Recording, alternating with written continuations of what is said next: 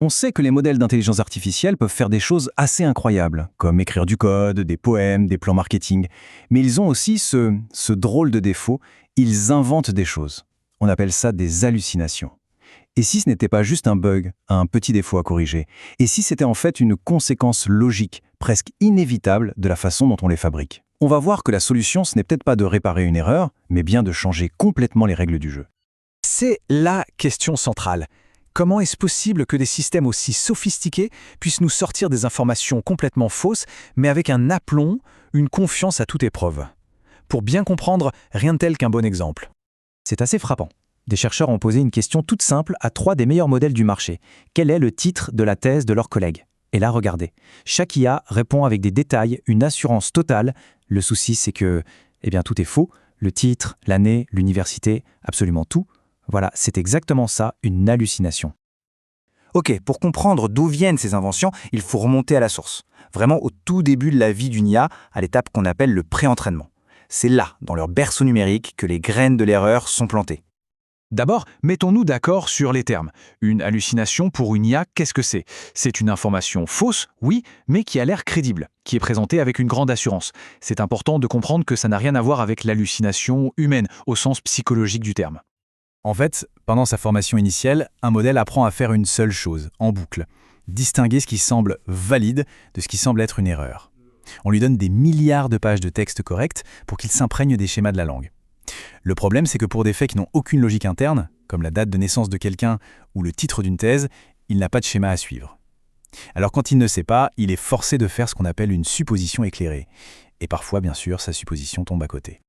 Et là où ça devient vraiment intéressant, c'est que les chercheurs ont découvert une sorte de loi mathématique derrière tout ça. Un modèle fera environ 2 fois plus d'erreurs quand il doit générer une réponse de A à Z que lorsqu'il doit simplement classer une phrase comme étant vraie ou fausse. Ce n'est donc pas un hasard, ce n'est pas un bug aléatoire, c'est une tendance statistique prévisible inscrite dans son fonctionnement même.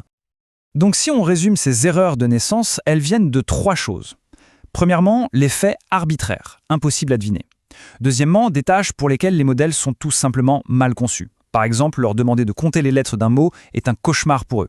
Et enfin, le vieux principe de l'informatique, garbage in, garbage out. Si on nourrit l'IA avec des données qui contiennent des erreurs, elle va les apprendre et les répéter. Mais attention, ça, ce n'est que la moitié de l'histoire. Car une fois que le modèle est pré-entraîné, on entre dans une deuxième phase, celle où on l'évalue, où on l'affine. Et c'est là que, sans vraiment le vouloir, on les transforme en experts du bluff. L'analogie parfaite, c'est celle d'un étudiant qui passe un examen. Son seul et unique but, c'est de maximiser sa note. Alors quand on est face à une question et qu'on n'est pas sûr de la réponse, quelle est la meilleure stratégie? La logique est implacable. Il faut toujours deviner. Si répondre « je ne sais pas » vous garantit un 0 pointé, alors que tenter une réponse au hasard vous donne une petite chance de tomber juste, le calcul est vite fait. La meilleure stratégie, c'est de toujours bluffer. Et le problème, c'est que ce n'est pas juste une image. C'est précisément de cette façon qu'on évalue les IA aujourd'hui. Tous les grands benchmarks, ceux qui déterminent quel modèle est le meilleur, fonctionnent sur ce principe binaire. C'est juste ou c'est faux. Il n'y a absolument aucune récompense pour l'honnêteté, aucun point pour un je ne sais pas. En fait, on pousse les IA à deviner. Et l'effet de cet entraînement est spectaculaire. Regardez ces 2 graphiques. À gauche, c'est un modèle avant l'entraînement aux examens. Sa confiance est bien calibrée. Ça veut dire que quand il dit être sûr à 80%, il a raison à peu près 80% du temps. Logique. Maintenant, regardez à droite, après cet entraînement. Le modèle devient surconfiant. Sa confiance affichée grimpe en flèche, bien au-delà de sa précision réelle. En résumé, on ne lui a pas appris à être meilleur, on lui a appris à avoir l'air plus sûr de lui. Bon, si le problème vient des règles du jeu, alors la solution paraît assez évidente, non? Il faut changer les règles. Alors voyons comment on pourrait imaginer une IA qui, enfin, n'aurait plus peur de dire « je ne sais pas ».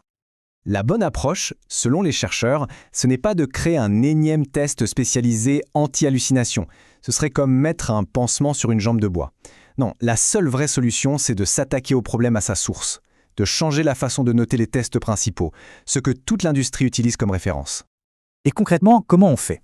L'une des propositions, c'est d'introduire un système de pénalité pour les mauvaises réponses, un peu comme dans certains concours. Une bonne réponse vaut 1 point, un je ne sais pas vaut 0, et une mauvaise réponse vous coûte des points. D'un seul coup, le calcul de l'IA change, le bluff devient risqué, elle est forcée de se demander « est-ce que je suis vraiment assez sûr de moi pour prendre ce risque ?» L'objectif final, c'est d'arriver à ce que les chercheurs appellent la calibration comportementale. Le mot est un peu technique, mais l'idée est toute simple.